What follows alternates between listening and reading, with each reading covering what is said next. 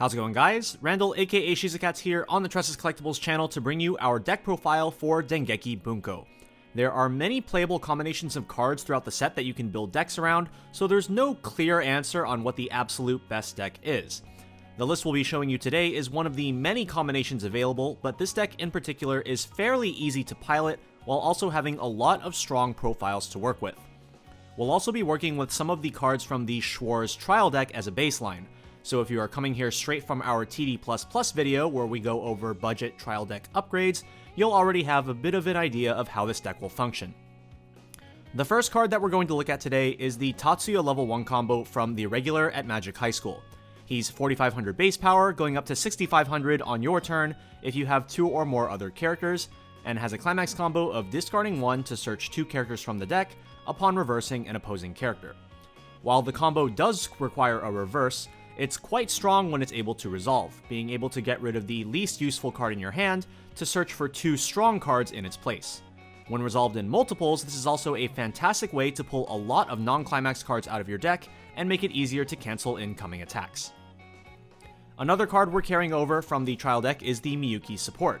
She gives 500 power to all other Dengeki Bunko characters, and gives an additional 1000 power to all copies of her Oni-sama, bringing them up to 6k on defense and 8k on offense before climax. These are very solid numbers for our level 1 combo, but the 500 buff is also very relevant for other cards at other points in the game, such as our Onos level 0 and Horizon early play level 3. For our finisher, we're rolling with the Shana level 3 Door combo. She has 10,000 power, heals on play, and has a finisher combo that requires experience 6, which means that we will need to be conscious of what cards we're putting into our level zone. The combo itself activates on attack by discarding 2 cards, dealing 4 damage to our opponent. If the burn 4 gets cancelled, we get to shuffle back cards from our opponent's waiting room back into their deck, up to the number of other Dengeki Bunko characters we have in play, which can be 4 at maximum. This makes subsequent damage easier to stick, making the full finisher turn much more dangerous than if it were just an ordinary burn 4. With this powerful card being legal to use in both Dengeki Bunko and standalone Shakugan no Shana, this is definitely one of the most anticipated cards being released in the Dengeki Bunko set. There is another piece that goes along with the Shana level 3, which we are also running in this deck, the level 1 Shana Reverser.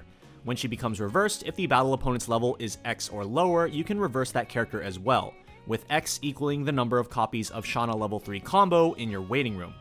This card kind of works like the Escanor Stock Bomb from 7 Deadly Sins, but counts a different card rather than copies of itself. Additionally, during the turn she's placed on stage from hand, when you reverse an opposing character, even by her card effect, you can pay 1 to top check up to 4 cards from the top of the deck, add a character to hand and send the rest to waiting room, and give one of your characters 1000 power for the turn. This is an extremely powerful ability as it offers flexible deck speed where needed, on top of card advantage and additional power for another character on your board, such as the Tatsuya combo. Now that we have the combos out of the way, let's get into the rest of the deck, starting with the level 0s. Our best card at level 0 is definitely Onos from Misfit of Demon King Academy. He sits at 3500 power, more than enough to beat over most level 0 characters, and even has an ability that activates upon defeating an opposing card. If you have no characters in your back row when he reverses his opponent, you can look at the top 2 cards of your deck and summon a level 0 from those 2 cards to your back row for free. Obviously, if you're able to hit an important back row piece such as a Brainstorm or Miyuki Global 500, you can put yourself in an extremely strong position, but getting any level 0 off the top 2 is an instant +1 card that you can use on a future turn as a new attacker. Onos is a fantastic early game card to set us up for success, and we want to see him every single game if we can, so we run a full 4 copies. Our best follow-up level 0 is going to be the Emmy from Devil is a Part-Timer.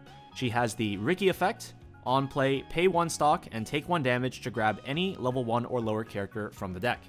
This is one of the evergreen effects of Weiss, being able to grab whatever you may need for your early game, whether it's a copy of your level 1 combo, or an important utility piece you're missing, such as a Brainstorm. Additionally, she gets 1k during your turn to bring her up to 2500 offensive power, which isn't huge, but can certainly help her defeat smaller utility characters. Similar to Onos, this is a card that you will want to be playing on turn 2 in a majority of your games, so we will have her at 4 copies as well. Our next level 0 is Sasha Necron, also from Misfit of Demon King Academy alongside Onos. She has a pair of powerful effects, but her more important effect is the on-death top check 4, often referred to as a Fukujiro effect after Fukujiro from Gun Gale Online. This effect gives you another source of flexible mill and hand fix at no stock cost. However, it is more limited compared to the Shana level 1 due to only being able to grab level 1 or higher cards. Sasha's other effect is more incidental, but has the potential to be extremely annoying. When she attacks, reveal the top card of your deck, and if it's a level 1 or higher card, you can pop an opponent's front row level 0 for free. Resolving this effect can be used to simply pop a big level 0 that you couldn't kill otherwise, but can also be used to open a lane for more damage via direct attacks, or even deny certain abilities from working properly. The main brainstorm of our list is the level 0 Jess and Pig from Butareba, also known colloquially as the Pig Isekai. Apart from being a rest self-salvage brainstorm, which is already a very strong floor, this card's second ability is what makes it by far the best brainstorm to play in the entire set. Whenever you play a climax, you get to look at and rearrange the top 2 cards of your deck, which has synergy with many cards throughout Dengeki Bunko. Just as an example, if you see a climax in the top 2, you can put it second from the top and attack with a Tatsuya combo first, using his climax combo on reverse to search and therefore shuffle the deck so that you aren't triggering that climax and it can remain in your deck for future canceling. At worst, this card can be used to gain information about your upcoming triggers, which is already very powerful on its own. Typically, you will be looking to have 1 Brainstorm and 1 Miyuki support as your back row throughout the early game. And now we have our utility one-ofs, starting with the Nico Climax Swap from Excel World. Climax Swap is a profile that you should be including at least 1 copy in most of your decks, and this deck is no exception. She also gains 1500 power on play, letting her contest plenty of opposing level 0 characters outside of her Climax Swap utility. Muri and Cole from Wolf and Parchment have 2 on-play abilities. The first is a draw 1, discard 1 as long as you have 2 or more other characters, and the second gives the option of putting a card from your hand into stock. Both of these cards are strong utility effects in isolation, giving you a bit of hand filter and resource manipulation respectively, and with both effects on the same card, this is a pretty solid utility option to include. Finally, we have Len from Gun Gale Online. On play, you can level swap, important for fulfilling our Shana Finisher's experience requirement. And you can also pay 1 and sack Len to look at top 4 for a level 1 or... Wait, this is just the Fukujiro effect but on an act ability. They're even from the same series. At level 1, alongside the Tatsuya combo and Shana Reverser, we're also running 2 copies of Kirito and Asuna from Sword Art Online. They have 4k base power and can get an additional 2k on the turn they're placed. And they have an accelerate ability that is very similar to the Tatsuya combo, letting you discard 1 to search 2, but requiring paying 1 stock and hitting yourself as cost. Nevertheless, it's still a very powerful card for grabbing necessary pieces when Tatsuyas alone aren't getting the job done. Ordinarily, this is where I'd talk about the Brunhild level 1, but I'm going to try something different today with the tech cards, talking about them all later in their own section. Let us know down in the comments what your thoughts are on this structure. With that being said, let's move on to the last level 1 of the list, Fear from C-Cube. This is just a simple 2k counter, but with Tatsuya's power line going up to 6k defense with help from Miyuki, you have a pretty decent body with which to use this backup. She's also easily searchable off the Tatsuya combo if you feel that your opponent would not be able to scale 8k power. At level 2, apart from the tech cards, which again I will talk about later, we have the Ryuji and Taiga support from Toradora. This is a card that we used in the Weiss TD++ and is a strong consideration for any Dengeki deck that can fit in a bit of yellow, which honestly you should be able to do as long as you're running the Jess and Pig Salvage Brainstorm. Apart from being a level assist, you can rest this card to marker a character from Waiting Room and give a 2k buff to one of your characters at the same time. The markers can be used to discount the cost of a couple level 3s from Toradora, including the Taiga stock swap that we run in this deck. For every 2 markers you accumulate, you can discount Taiga's cost by 1 stock. So as long as you play the support on a turn prior to playing the Taiga, you will get at least a 1 stock cost reduction. Not to undersell the 2k buff either though, as this is a big chunk of power that can be used in tandem with other high offense cards in the deck, such as the Tatsuya level 1 combo or the Ami early play. Speaking of Ami, let's move on to her next. She can be early played if you have 2 or fewer climaxes in your Waiting Room, gains 2k power during your turn to go up to 11k, and on the turn she's played, if she reverses her battle opponent, you can salvage up to 2 characters. This is a great mid-game card, allowing you to assert some board presence and gain some selective card advantage at the exact same time. Running more than one copy is a bit excessive though, on top of yellow not being our biggest priority throughout the whole deck, so we're just running a single copy in our list. Next we have Horizon, from Horizon in the Middle of Nowhere. This extremely powerful card can be early played if you have 4 or more characters on stage, gains 1k power per opponent's back row to cap out at 10,500, and on play, if you have 2 or more other Dengeki characters, you can discard a card to grab any card from clock and heal it to hand. This heal effect is so strong, letting you cherry pick the best card from your clock for the current situation, on top of being able to grab climaxes if you were unlucky enough to have one fall into clock via refresh damage, turning it into a lucky accident. The reason we're running 4 copies is to help fulfill experience requirement for Shana, while also giving us blue to work with at level 1 for our Tatsuya combo. And this also gives us a few copies to work with as we actually play the game. Our final level 3 is the previously mentioned Taiga. This Taiga has the extremely powerful stock swap ability, potentially letting you replace all of your opponent's clean stock that they so diligently accumulated with cards from the top of their deck, hopefully eliminating a bunch of climaxes from the opponent's deck that they would otherwise have used to cancel damage. Any deck that has access to a stock swap will likely be utilizing it in their deck, and Dengeki is no different.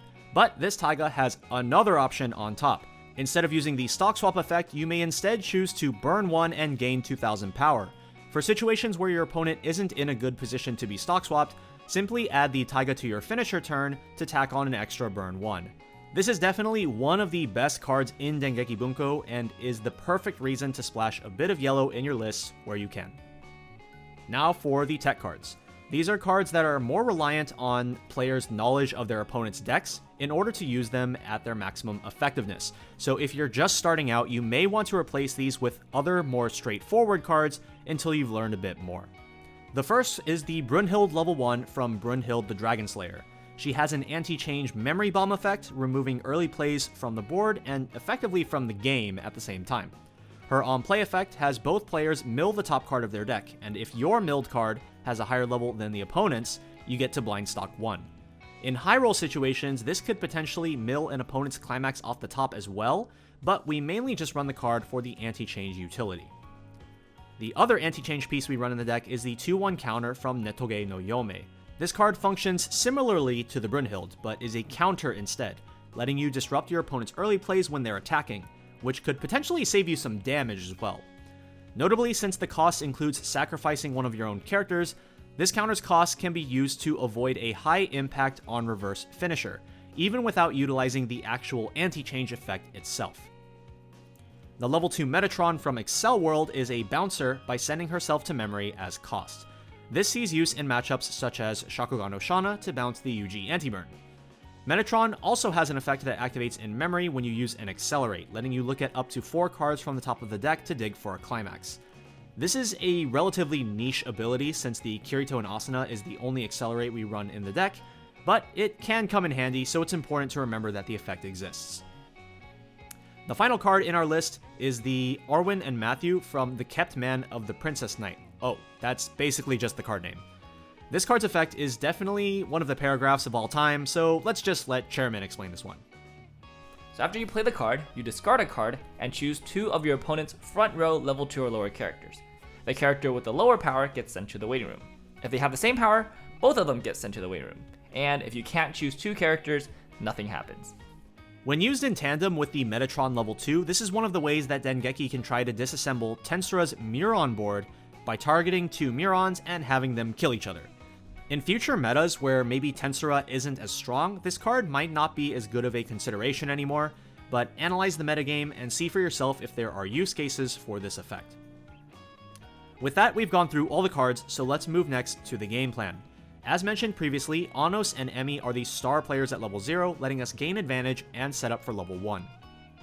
When we actually reach level 1, a combination of Tatsuya combo and the Kirito and Asuna should be making up most of our frontline attacking force, using their effects to search out future options and compress the deck at the same time to make it easier to cancel. The Shana level 1 is a great option against decks that have high power characters that are harder to kill with the Tatsuya. Use her ability to reverse those high power characters rather than face them head on. At level 2, you will typically just want to continue resolving Tatsuya combos where possible to gather necessary pieces for level 3, such as your Shana finishers and Taiga stock swap. Ami early play is another card that can help facilitate your hand sculpting. Horizon early play is another fantastic piece at level 2 that can grab you a card you need if it winds up in clock while healing you in the process. Moving to level 3, Triple Shana requires the 3 Shanas plus Climax plus 6 discards for a total of 10 cards in hand. This can be accomplished by starting the turn with 7 hand, drawing up to 8, clocking up to 9, and then hitting either a Brainstorm or a Climax trigger to get to 10, which is definitely doable, but I wouldn't expect to be able to do this every single game. A much more doable endgame setup is Double Shana plus Taiga, which requires a Tamer 8 cards in hand and still 7 starting stock. This setup gives you access to either a stock swap or burn 1 from Taiga in addition to the Double Shana combo as your main damage output. For color priority, we recommend looking to level Horizon at level 1 to get blue, and then level yellow and red as needed to fulfill both experience 6 and get all your colors in check. Putting a copy of the level 3 Shana into your level zone may be necessary, but if you mainly aim for the Double Shana plus Taiga line for your endgame, this shouldn't do too much to hurt your hand sculpting. If you want more red level 3 options to send to level zone, a couple cards that we haven't included in this list that might be considerations are the Shin and Lena level 3 from 86, or even the Excel World Climax combo from the Schwarz trial deck. Shin and Lena are an early play healer, and the Excel World combo has a top check ability that can be used to dig for your finisher Climax, even if you aren't utilizing the Climax combo of the card itself. And that's going to wrap up our deck profile for Dengeki Bunko. As mentioned earlier, there are plenty of unique ways to build the Dengeki Bunko set, so definitely don't feel limited to the cards that we discussed in this video. Additionally, let us know down in the comments if you have any cool combinations that you're looking to try out.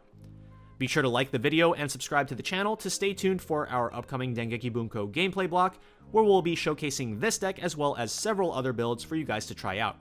Until then, this has been Randall aka ShizuCats on the Tressa's Collectibles channel, and we'll see you guys in the next one. Bye!